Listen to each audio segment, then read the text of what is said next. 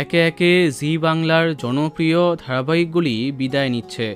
প্রথমে কার কাছে কই মনে কথা, তারপর অষ্টমীর শেষ হবার কথা তোমাদের জানিয়েছি।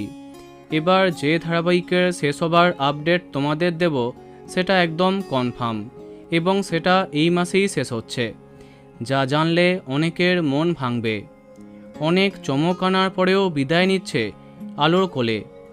এই তো কয়েক মাস আগেই কিছুটা অলৌকিকতা এবং কিছুটা বাস্তব নিয়ে আরম্ভ হয়েছিল আলোর কোলে, কিন্তু বাঙালি দর্শক এই রকমের ব্যতিক্রমী গল্প খুব একটা পছন্দ করে না, এটা আমরা আগেও দেখেছি।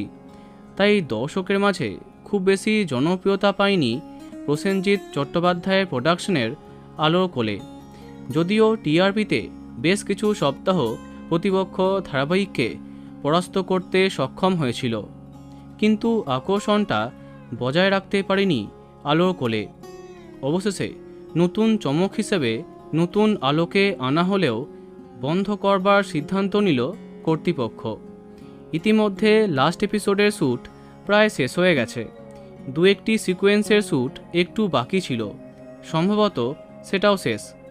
তাহলে এটা বোঝাই যাচ্ছে অষ্টমীর আগেই বিদায় নিচ্ছে আলোর কোলে। এই মাসেই বন্ধ হচ্ছে কার কাছে কই মনে কথা এবং আলোর কোলে। তো বন্ধুরা, এদের মধ্যে তুমি কাকে মিস করবে কমেন্টে জানাতে পারো। ভিডিওটি লাইক এবং শেয়ার করো।